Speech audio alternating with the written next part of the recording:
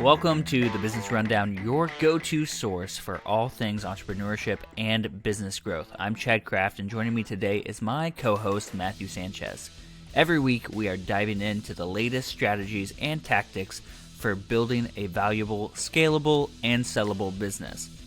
From startups to established enterprises, we've got you covered. So buckle up and get ready to learn from the experts because it's time to take your business to the next level. This is the Business Rundown. Man, Matt, it is so good to have the first episode of the Business Rundown. But, you know, a lot of people probably have no idea who we are, what we do, and why we are even talking to them. So let's give the Cliff Notes version on who you are and what you do as Matthew Sanchez. Yeah, well, welcome everyone. So yes, my name is Matt Sanchez, and I do a number of different things. So my, first real business has actually been as a financial advisor.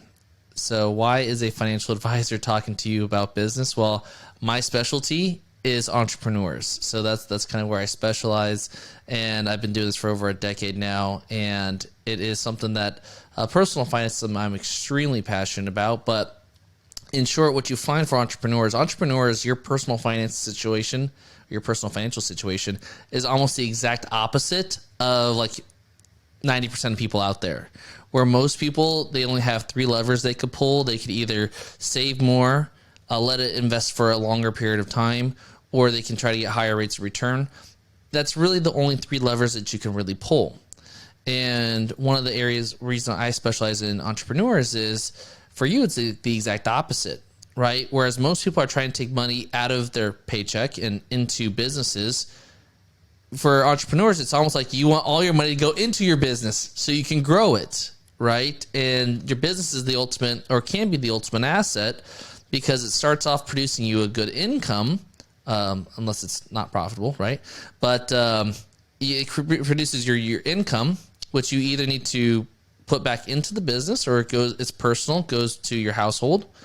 And then you got to figure out, how do you do this in such a way that it can provide you the life and lifestyle that you're looking for? And so, specializing with entrepreneurs, I also have another business where I do business consulting for entrepreneurs on how to really make their businesses valuable, scalable, and ultimately, it's what I call the ultimate asset. So it is something that if you want to, you can scale it, you can pass it down, you can sell it, or you can continue to run it as your chairman, where you're not tied to the day-to-day operations of the business. You're really there to give strategic direction. And as I talk to most entrepreneurs, ultimately they tell me that is where they find the most fun, is being able to give strategic direction, but handing off the day-to-day operations with other people. So that is kind of my background in a nutshell. I have several different designations and certifications: certified financial planner, certified exit planning advisor, certified value builder, different types of designations. And so I'm just super passionate about building value, building wealth, and actually just doing what I love to do. So that's why I'm here today, Chad. How about you, man? Why don't you tell everyone a little bit about yourself? Yeah, well, and before diving too deep, I'm a client of yours through the Value Builder program, and it's what got me to think a lot about this show, about where I want my business to be, and it's aptly named because value is the number one thing that comes from it. I've been building websites since either the first or second grade. So whenever I was in elementary school, we had a computer class, and so do you remember Microsoft Front Page? No. I don't know. Basically, I started Microsoft, with MySpace, so yeah. It was even worse than what MySpace was built on. So Microsoft Front Page, Microsoft was like, okay, there's this internet thing coming out. We need to figure out how to get a Microsoft Word document onto the internet, and that was Microsoft Front Page.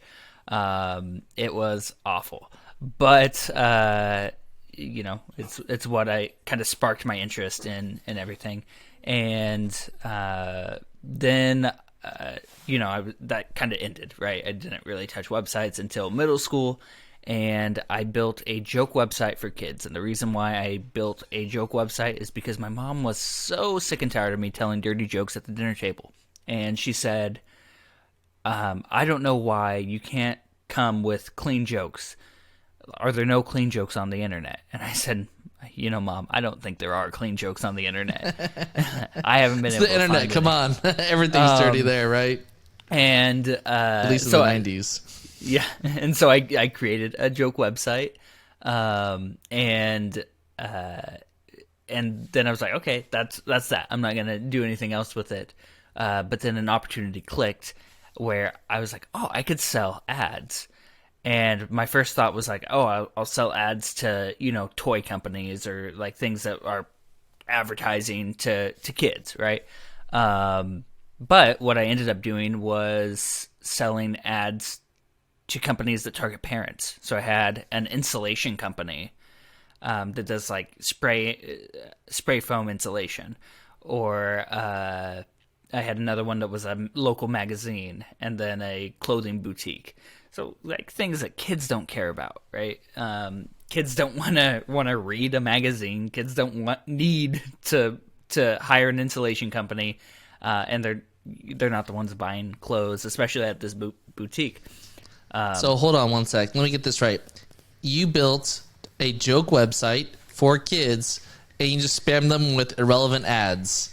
Is that what I got here? Well, so here's the thought behind it. Back then, parents would check websites before letting their kids go on them.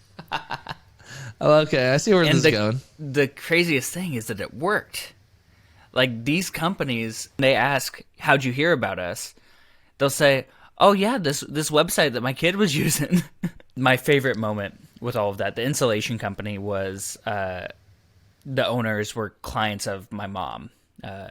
She's an insurance agent, and they were her clients. And one time we were at a restaurant, and I saw the owners come in, and I asked to be excused, and my mom was hesitant, and she's like, okay, I guess.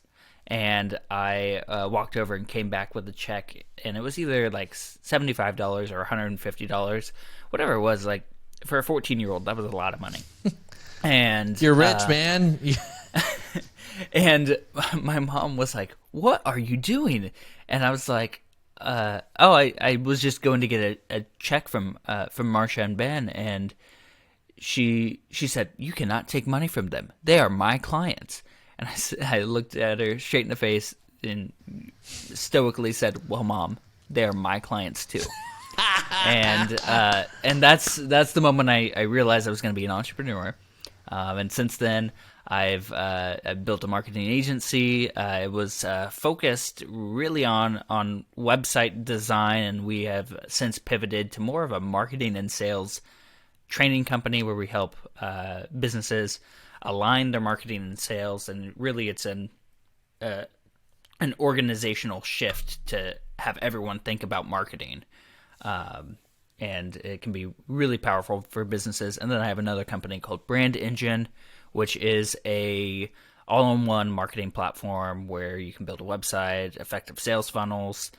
There's a CRM. It's a good starter CRM. I don't compare it to HubSpot or Keep or anything like that.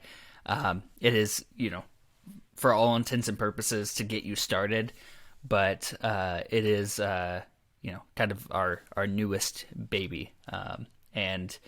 I've actually used that because just through meeting you, I had to check it out myself, and I'm not gonna lie, I mean, it was super intuitive and actually really, really easy to use. So I got a couple, as you know, websites and funnels on there as well. So not to give you a shameless plug, but I'll happily take it. I'll definitely say the proof is in the pudding. So that's awesome, and really appreciate all your expertise. I could really testify that business strategy, I think one of the most overlooked things is that your website works 24/7. And oftentimes when I talk to entrepreneurs, it's like, well, I want more passive income. Well, your most passive employee is your website. If you do it right. Obviously, it takes a little bit of work to get things going, but certainly it's one of many tools that really adds value, which for a valuable, scalable business, or for any entrepreneur, right? So, well, that's awesome. So I think you've hopefully got a good basic understanding of kind of who Chad and I are a little bit about our backgrounds, and really looking forward to going on this journey where we talk about business strategy and how we can build awesome businesses together. One of the best things about getting started as an entrepreneur is the process. I love just going through the continual improvement process. And so I'm really excited to go on this journey with everyone and really see the kind of results that not just for my business or for your business, Chad, but for our audience. And when they take these ideas and not just learn about them, but actually apply them, that's where value is, right? So I'm really looking forward to this journey, and this is gonna be fun. Cool. That's a wrap. Thanks for tuning in on this episode, the first episode of the Business Rundown, and joining us on this journey to building a valuable, scalable, and sellable business.